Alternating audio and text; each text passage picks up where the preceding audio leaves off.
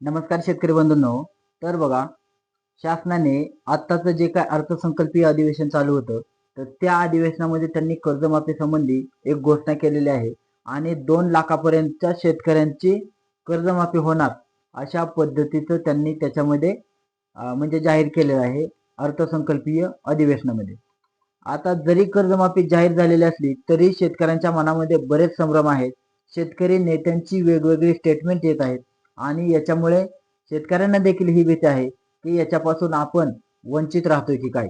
आणि बऱ्याच शेतकरी नेत्यांना सुद्धा याविषयी शंका आहे आणि त्या संबंधितच आता शेतकरी नेते देखील एक बैठक घेण्याच्या तयारीत आहेत आणि बैठक घेऊन पुढची दिशा लवकरच ठरवली जाणार आहे. आता शेतकऱ्यांना प्रश्न काय पडतात तर बघा, कर्जमाफी होणार आहे परंतु ती नेमकी कोणत्या बँकेची होणार आहे. तर या संबंधी देखील मुख्यमंत्र्यांनी अतिशय स्पष्ट सांगितलेले आहे की ज्या ज्या बँकेला शेतकऱ्यांना कृषी कर्ज द्यायचा अधिकार आहे अशा प्रत्येक बँकेचं 2 लाखाच्या आतलं शेतकऱ्यांचं कर्ज माफ होणार आहे. त्याच्यामुळे शेतकऱ्यांना जो काही प्रश्न होता की आमचं या बँकेचं माफ होईल का त्या बँकेचं माफ होईल, परंतु बघा पण ते कृषी कर्ज असलं पाहिजे, तुमचं इतर कर्ज यामध्ये माफ होणार नाही. जे काय तुमचं कृषी कर्ज असेल तर ते कृषी कर्ज फक्त माफ होणार आहे. आणि त्यानंतर बघा, दुसरी अट ही आहे की 30 सप्टेंबर कुठपर्यंत थकीत असलेल्या शेतकऱ्यांचं माफ होणार. तर 30 सप्टेंबर 2025 पर्यंत ज्या शेतकऱ्यांचं कर्ज थकीत असेल अशा शेतकऱ्यांचं म्हणजे तेच शेतकरी यासाठी पात्र होणार आहेत. आता याच्यामध्ये मुख्यमंत्र्यांनी असं देखील सांगितलं अजूनही याचं पूर्णत्व जे काय असेल ते तुम्हाला लवकरच सांगितलं जाईल. आता हे पुन्हा का सांगणार आहेत तर जो काही समितीचा अहवाल आहे तो साधारणतः एप्रिलच्या पहिल्या आठवड्यामध्ये येणार आहे आणि त्यावरती चर्चा करून अजून याच्यामध्ये काही बदल केले जाऊ शकतात. आता बदल 30 सप्टेंबरची तारीख वाढेल का तर या संबंधित शेतकरी नेत्याचं असं म्हणणं आहे की जी काही 30 सप्टेंबर तारीख आहे तर ती तुम्ही 30 जून 2026 ही करा असं त्यांचं म्हणणं आहे.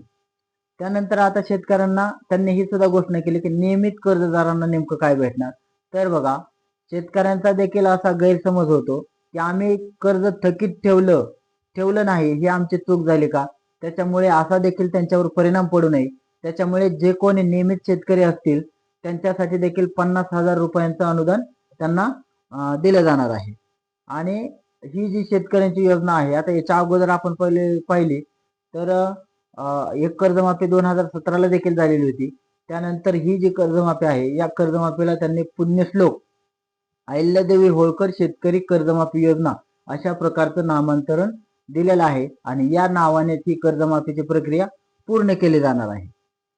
आता बघा, त्यांचं असं म्हणणं आहे मुख्यमंत्र्यांचं की याच्यामध्ये गेल्या कर्जमाफीमध्ये आपण पाहिलं तर बँकांनी जे काही 10 वर्षापूर्वी क्लोज झालेले अकाउंट होते ती देखील म्हणजे ओटीएस पद्धतीने जे काय वन टाइम सेटलमेंट करून अकाउंट क्लोज केलेली होती ती देखील अकाउंट बँकेने दिलेली होती आणि त्याच्यामुळे जे काही शेतकऱ्यांना पैसे भेटायचे ते पैसे बँकांना भेटले होते. त्याच्यामुळे त्यांनी स्पष्ट केले की ही जी कर्जमाफी आहे ती शेतकऱ्यांची आहे, बँकेची नाही. त्यामुळे काय याच्यामध्ये जे कोणी खरे शेतकरी असतील तर तेच शेतकरी याच्यामध्ये पात्र करण्याचा शासनाचा मानस आहे. आणि याच्यामध्ये पाहिलं तर जो काही डाटा गोळा करण्याचं काम आहे ते 28 ते 30 लाख शेतकऱ्यांची माहिती आता जमा झालेली आहे. अजूनही शेतकऱ्यांची माहिती जमा होत आहे. त्याच्यामुळे पूर्ण शेतकऱ्यांची माहिती आल्यानंतर याच्यावरती बोलणं उचित ठरेल. त्याच्यामुळे जवळजवळ 20 लाख जे काय आतापर्यंत पकडले तर 20 लाख अकाउंट हे नियमित आहेत. त्याच्यामुळे 20 लाख आणि अजून काही वाढतील तर त्या प्रत्येक शेतकऱ्याला 50,000 पर्यंत अनुदान भेटणार आहे. आता याच्यामध्ये बऱ्याच शेतकऱ्यांना हा प्रश्न होता की आमचं अल्पभूधारक किंवा बहुभूधारक याच्यामध्ये काय अट आहे का. तर हे देखील त्यांनी स्पष्ट केलेलं आहे की 2 लाख जे काय आपण मर्यादा ठेवली त्याच्यामध्ये बहुधारक जरी असले तरी त्याच्यामध्ये येतात. त्याच्यामुळे अल्पभूधारक असेल का बहुभूधारक असेल याच्यामध्ये कोणती अट नाही, कारण त्यांनी अमाऊंटची जी काय रक्कम आहे त्याला एक प्रकारची फिगर दिलेली आहे आणि जर बहुभूधारक जरी असला तरी त्याचं 2 लाखापर्यंत कर्ज फक्त माफ होणार आहे. आणि मुख्यमंत्र्यांनी हे देखील सांगितलं की त्याच्यासाठी आता ही प्रक्रिया नेमकी कशी होणार आहे याच्या विषयी देखील त्यांनी स्पष्टीकरण दिलेलं आहे की ॲग्रीस्टॅक वरती ज्या शेतकऱ्यांनी नोंदणी केलेली आहे त्यांचा पूर्ण डाटा त्या ठिकाणी मॅच असतो आणि त्या ॲग्रीस्टॅकला त्यांचा आधार देखील लिंक झालेला असतो आणि त्याच्यावरून त्यांचं बँकेचं मॅपिंग होतं आणि ते जे त्यांचा ॲग्रीस्टॅकला अकाउंट नंबर मॅपिंग झालेलं आहे.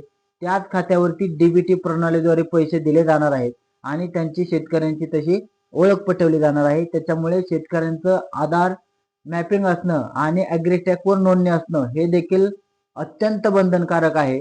त्याच्यामुळे शेतकऱ्यांनी ॲग्रीस्टॅकवर आपण वेळोवेळी सांगत होतो की तुम्ही ॲग्रीस्टॅकवरती नोंदणी करून घ्या आणि आता ॲग्रीस्टॅकवरतीच ॲग्रीस्टॅकच्या माध्यमातून शेतकऱ्यांची ओळख पटवली जाणार आहे आणि त्याच शेतकऱ्यांना कर्जमाफीसाठी त्या योजनेत बसवलं जाणार आहे.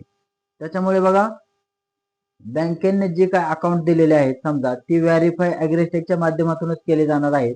आणि पहिलं कसं होतं की कुठला जरी बँकेने अकाउंट नंबर दिला तरी त्याला व्हेरीफाय करण्याला एखादा म्हणजे एवढे अकाउंट नंबर व्हेरीफाय करणं हे शक्य नव्हतं, त्याला कुठला सोर्स नव्हता.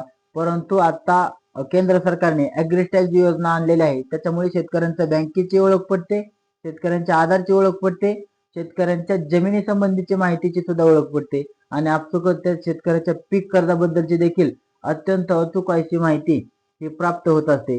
त्याच्यामुळे ज्या शेतकऱ्यांनी अजूनही ॲग्रीस्टॅक वरती नोंदणी केलेली नसेल तर अशा शेतकऱ्यांनी आपली नोंदणी ॲग्रीस्टॅक वरती करून घ्यायची आहे. धन्यवाद.